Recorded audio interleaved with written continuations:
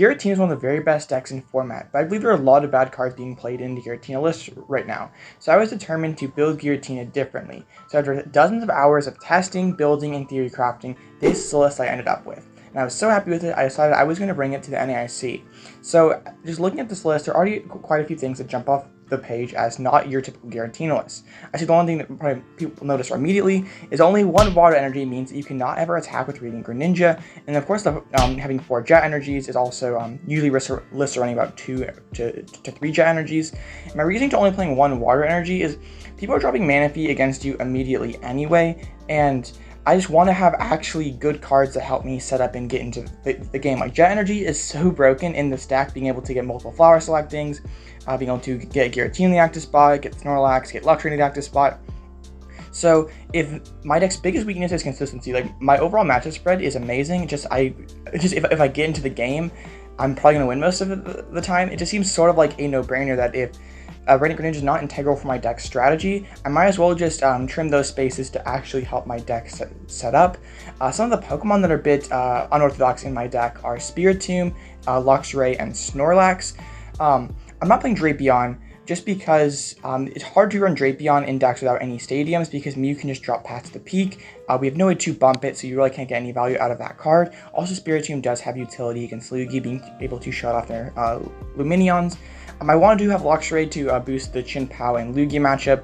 Being able to one-shot Lugia or Palkia V-STAR on a single prizer is just pretty solid. And then the last thing I'm playing is Snorlax just because the Lawson Mirror match is pretty bad for us. And I just feel like current Giratina lists are sort of just like taking the L or hope that like Iono beats Lost Zone, which doesn't really work most of the time. So I want to be a bit more proactive and play my own Snorlax to hopefully get an edge in that matchup. It also is just a pretty solid single prize attacker. I'm playing 2 Roxannes, where most lists are playing 2 Ionos or a split of the 2. I just find that Iono is better in the early turns. I will give you that. But if you're not playing Colress on the first couple turns, it generally feels pretty bad. Like, if I'm playing Iono turn 1 or turn 2, I'm probably not going to be winning that game. So, I just think, and then like late in the game, like in those single prize mirrors, like Guardy or Lost Zone Mirror, your prizes are going to stay relatively even. So Iono's actually a pretty weak draw supporter for you to use yourself, especially late in the game when you're trying to build up like those Mirage Gate combos or Recover Sableye. It doesn't really... It's just not very good for you to find what you need, and so I just think Roxanne is just generally an all-around better card. I'm playing Lumineon in my deck, which is something that not a whole lot of people play, but just having the Lumineon plus the 3 Ultra Balls, just so many more outs to Colress on the early turns. I use Lumineon so many times at NIC, like I don't know how you could run the deck any differently. Awkward Turn, just don't underestimate Awkward Turn as an attack. It can one-shot a Cresselia, whilst also getting that 2-prize liability off the board. And Ultra Ball is just awesome in this deck. Like if you're not playing Ultra Ball in Giratina, you are definitely trolling, just because it can help you find your Giratina V-Stars, which is something that is a bit harder to do. And also it can just help you thin out the deck. Like we have quite a few cards like the VIP passes, the other Ball Surge, or a lot of our techie Pokemon that in a lot of matchups that we might just naturally draw into them, we can just discard them with the Ultra Ball, and then we can't redraw them off an Iono, which is something this deck definitely can struggle with, those late game Ionos. So, just because I'm fitting all these other tech Pokemon, I had to sort of slim down the Giratina count, which was sort of fine because most matchups you don't really want to be going solo Giratina. You like to have your, to mix and match your single prizes in there. But honestly, Thorton just really cracks this deck. Just to be able to have no Giratina on the board and then to yeet one into play out of nowhere, it is awesome. So, I was very happy with my list overall. I don't think I would change any cards, but now let's just see how I did. I'm going to go over all my matchups for NAIC, and let's see how I ended up finishing. So round 1, I paired up against Arceus Giratina, which is a matchup I'm very okay with, but it's sort of a challenge because you have to just get through those judges and Ionos and Path of the Peaks in the early game, and you can build up a big Giratina. It's usually pretty hard for them to respond back with it, but my opponent was able to use Judge and Iono early and often, and just game 1, I couldn't really assemble my combo pieces, and they were able to gust and knock out my only Giratina, so I scooped it up, went to game 2. A similar story, but even worse because I could not find my first Colress until after 10 flower selectings. I didn't prize any, I had 4 in deck. It was just pretty ridiculous, so I was just simply too slow that game. So I'm starting off 0-1, taking 2 L's to Arceus Giratina. And at this point, I'm feeling pretty bad. Like, I was like, oh, crud, was Giratina a mistake? Should I have brought something else that was a bit more conventional? I was not feeling pretty good, and then some of my friends walk up, tell me how good they're doing, so it's just like, okay, this was definitely a mistake. But moving on to round 2, I paired up against Fusion Strike Mew, and this player was incredibly slow. Like, we had played our first 2 turns, which I know Lost Zone has a ton of actions, and Mew also has a large amount of actions, but by the time we'd each completed 2 turns, there was 30 minutes left on the clock, so 20 minutes had already gone by, and majority of that was my opponent. If any of you guys have ever played me, you know I play incredibly fast, so it was just ridiculous, and the game was very close back and forth. I sort of missed, I missed a Snorlax knockout early, so I was sort of on the back foot a little bit. I did misplay with some Lost Mine counters that he was able to heal off with Switch Cart, so then I had to like awkward turn, go back into a Giratina, and sort of just hope that he did not have game. We both had 2 prizes left, and he had like a 7-card deck or something, and he draws with a Fusion Strike system when he only has 4 Pokemon in play, up to 6 in his hand.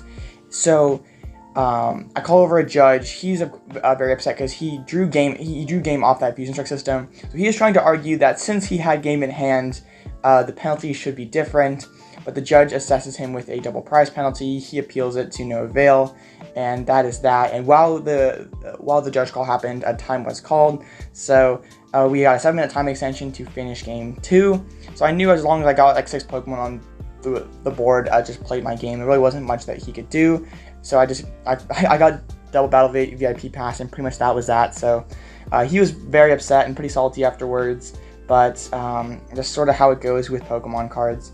And then so we're taking the win 1-0 that round, so we're up to 1-1. So I'm feeling a little better, but I'm still kind of not feeling great, especially after the way my opponent was round 2, because he was definitely very upset and pretty rude after the penalty was assessed. But moving into round 3, I'm facing the Giratina mirror match, and game 1 was pretty weird because my opponent went first. Did like 1 flower selecting, 1 concealed cards, dropped Path to the Peak, and passed. I was able to knock out his only Comfey, and then he put a judge, and that was pretty much it. But I also like lost in both my Giratina V-Stars, and both my Giratina Vs were prized. If you remember from the decklist part, I'm playing no Suit and Heavy Ball, so it was sort of risky because I didn't know what build of Lost Zone he was playing. So I maybe would have had no Giratinas, and that would have been pretty rough in the mirror match. And then game 2, he opted to go second. I was still able to get ahead, and I just went like completely single prize based, while he went with his Giratinas, and so I'm still able to 2-shot his guys. I got to Lost Mine quicker. Jet Energy just really showed their strength in that matchup, while he was playing cards like Path, Recycler, and Iono that really did not help him at all. So the consistency of my build definitely is what prevailed in that matchup. So we're moving to 2-1. At this point, I'm feeling a little bit better. I'm like, okay, I can do this. I've drawn hot that last round. Like I didn't miss anything at all. So moving into round 4, I'm up against Gardevoir. And I want to say, shout out to my opponent round 4. You were very nice and very pleasant to play against. And I got off to an amazing start. I take turn 1 Spit Knockout, and then my opponent Ionos me, and I drew 6 cards off an Iona to 5. And so the judge has to go back and reverse everything. We realized it right after it happened, so we know what card I accidentally drew extra. But it's very, very frustrating. So I get a DPL for that. So my huge lead is gone because my opponent basically just passed after that Iono. I'm able to take another Cramorant knockout, but we're basically tied on prizes because of that double prize penalty. So I'm basically 1 turn short just because of the prize penalty.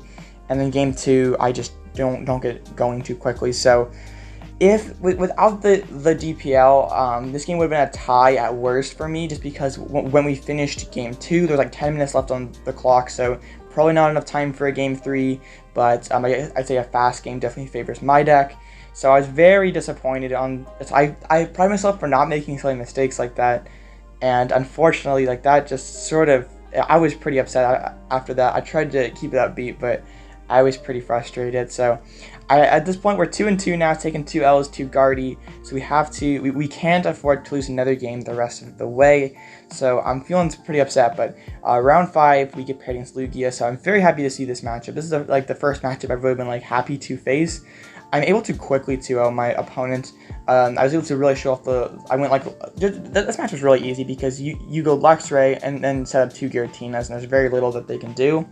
And I've executed that plan perfectly game 1, and then game 2, my opponent just did not set it very well. I was able to take out a Lumineon with a Cramorant, and my opponent just didn't get going very quickly. So 3 and 2, we're starting to get something going here. So then round 6, we're up against Gardevoir. So I'm not really terribly excited to play against Gardevoir. Like, it's an okay matchup, but it's pretty luck based. Like, I can draw hot and beat you, or if my opponent gets like turn 2 Miracle Force, it's like not super good. But my opponent, it's been Gardevoir, and I'm able to get Cramorant pressure game 1, and I'm just able to get too far ahead because my opponent's just set up a bit too slowly.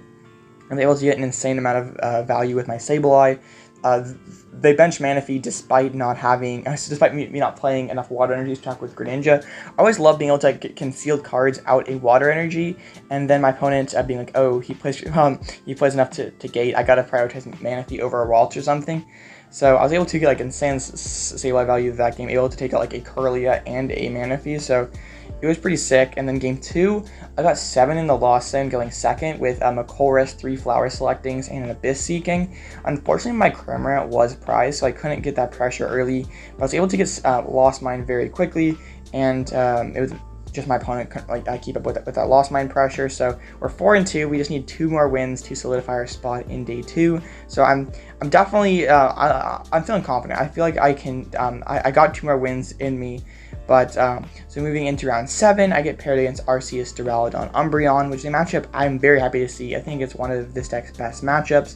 I'm able to, game 1, I leave myself in sort of a difficult spot. I go second. I get a couple Flower Selectings. I get in a Colress, get in an Abyss Seeking. So I'm up to 6 in the loss on the first turn. I don't feel super threatened that my Giratina is going to go down, and I just wanted to build up as much in the loss zone as possible so I can maybe escape any Iono or Judge pressure. And my opponent instantly goes for the Hawlucha Radiant Alakazam play, but he ends up missing 1 card, so I sort of got away with that. And I'm able to take out the... I'm able to Lost Impact to knock out the Arceus, Requiem, the Duraludon, and then I'm able to just clean up a Lumineon after that with a boss's orders. So in game 2, I execute a very similar plan, going with the Abyss Seeking on the first turn. He also misses the Hawlucha Alakazam play to knock me out again, so I'm able to knock out his Giratina, but at this point I only have 9 in the loss zone. I get Judge back to 4, and I go for, I hit a Mirage Gate, and I almost announced Star Requiem when I just have 9 in the loss zone. So I sort of panic here, and I realized, oh crud, I am one loss zone card short. So I have to hard retreat my Giratina, go into a Comfey. I hit a Lightning Energy off the Flower Selecting to put myself up to 10. I conceal cards out the Lightning Energy. I hit a Colress, and off the Colress I find an Escape Rope. So I was not punished for my misplay there, but I was able to then Star Requiem, a Umbreon, and I was able to use Boss Orders once again to close up the game. So I played it very sloppily, but I was not punished, fortunately. So just 1 more win it in next round, and then I can ID my last one to make day 2. So then round 8, I'm very nervous at this point. This is my first ever win it in as a master. So I'm excited, I'm nervous, but I feel like my deck has what it takes. There's not really any matchups I'm super afraid of. So then round 8, my opponent flips over a Mew V, and this is like the one matchup I least want to face because it's so luck-based. Like, there's very little skill that I can actually do. It's just like sort of, if I drop Spiritomb and that bricks them out, I probably win, and if it doesn't, I probably lose. So game 1, my hand is absolutely awful. Like, I only have 1 Ball Search card. I have to use it to find a Comfey. I only have 1 Flower Selecting. I miss Spiritomb. I only have a Giratina down, so things are rough. And if you just miss turn on Spiritomb, this matchup is just such an uphill battle because he was able to establish that for a Seal Stone on a Genesect, so he's able to find the Elisa Sparkle to put the Fusion Energies on the Genesect, so he's able to draw 2 Spiritomb. So I get the turn 2 Spiritomb, but it's pretty much too little too late. I'm almost able to come back and win. I have like a Thorton play, so to get a Giratina to tank 1 Max Miracle, or 1 Techno Blast, but I do miss the Requiem to follow up. So I'm down 1 game here, but then game 2, it's really bad. My hand, I have 4 energies, a Mirage Gate, a Giratina V, a Manaphy. It's really bad. Top deck Nest Ball or something, and then I Nest Ball, and I can go for Radiant Greninja here, dig deeper, maybe find a VIP pass, find a Colress or something. But I opted to go with Spiritomb, which in hindsight might have been a mistake, but I sort of wanted to be able to, I wanted to be able to, like, if Spiritomb bricks out my opponent, I have a chance. And I was kind of seeking to rebuild my hand. I have Giratina V-STAR. I can maybe go for an early Lost Impact. And my opponent just has the Sparkle, has everything. So in hindsight, I probably should have gone for the Radiant Greninja and just try to draw more cards. I feel like that was a bit greedy. If I miss Spiritomb, I just draw a couple bad cards. My game's pretty much over.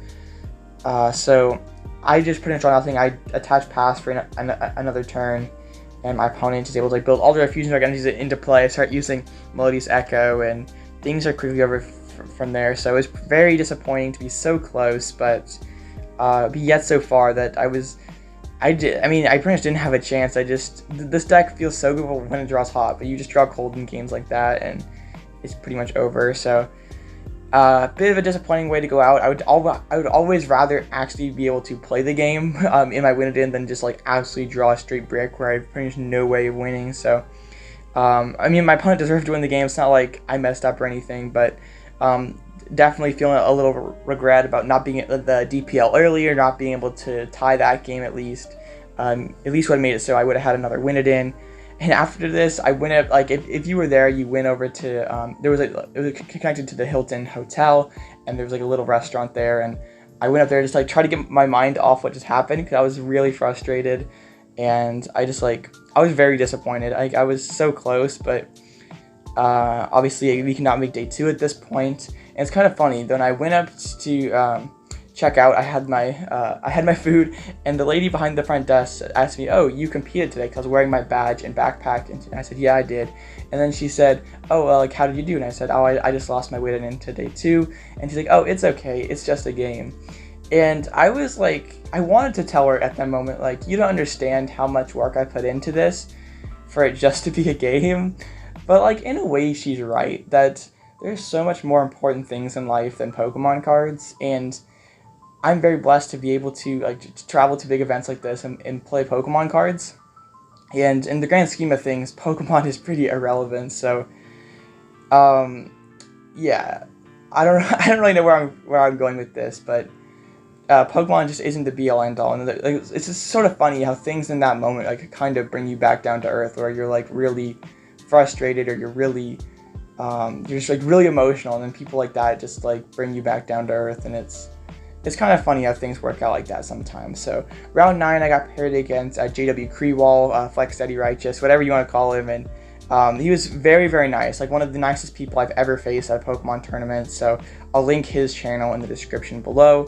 It was sort of all like, I don't really remember anything that happened in game 1. I was just still sort of feeling it from last round, and I just I don't really remember what happened. I just remember that I lost. In game 2, JW misplayed pretty bad, and I was able to take the game. And then there's only like 7 minutes left for the game 3. I drew incredibly hot, and I'm able to take 4 prizes by the time time is called. But JW is turn 3, and I have game in hand, but I'm unable. He can just pass, and the game is over. But JW is pretty cool, and he gave me the win. I mean, not that it really matters for either one of us, because he already had his invites. I'm not even close to getting my invite, so which is pretty cool. Yeah, JW is just a pretty cool dude. So just subscribe to his channel if you're not already. So finished the day at 6-3 or 5-3-1, whatever you want to call it. I finished top 256. I was like 234th place, and then after someone got disqualified, I bumped up to 233rd. So really don't have any regrets about playing Giratina. It's just sort of a weird deck where like I don't feel like you're ever out of any game. There's no matchups where you're truly just upset to face, but also the deck sort of is like pretty hot or cold. Like either you draw super hot and smash your opponent, or you just don't and you get smashed. So I was worried about tying a lot, and I didn't. I mean, I only naturally tied 1 game. So, which is quite interesting. Like, if you look at the graphic here, lots of 2-0s are getting 0-2'd. So, my friend Jacob also played this list, and he went 6-1-2 day 1, and then finished 7-3-5. The ties really got him day 2. But shout out to Jacob for helping me with the list. They would not have gotten anywhere close to where it was without him. Yeah, he just was a big He was the brains behind the whole thing. I just sort of was along for the ride. But shout out to anyone who said hi to me. There's only a couple of you that actually recognized me at this point because it's been so long since I actually played. But it's pretty cool to have someone like walk up and be like, "Oh, you're Alloutblitzle. I play you on Limitless all the time." Like that's just pretty funny. So overall, I don't have any regrets. I think Giratina was the right play, especially with how much Arceus rose to the top. Even Urshifu feels like a winnable matchup. But unfortunately, I just had a little bit of bad luck early, and of course the self-inflicted DPL does not help anything. But I would 100% play Giratina again. I don't think I'd really change a card. I'd like to fit second boss, but I think it's hard to do without cutting consistency, which is something I really don't want to do. If you made it all the way through all my rambling, I really appreciate all you guys. And if you're new, please consider liking and subscribing. And I love you guys. Thank you so much for all the support, even when I'm not uploading. Like all you guys who just comment, respond on my posts. Like it means a lot to me. So I'm very excited for next season. I really would love to go for my Worlds invite. Hopefully Worlds is in the US because Japan's a bit unrealistic, but hopefully it's in the US. But big things coming. Hopefully we can. I really want to go for it. I haven't been to Worlds in a few years. I want to go for it. So once again, thank you guys so much for watching, and this is Alloutblitzle, and I'll catch you in the next one.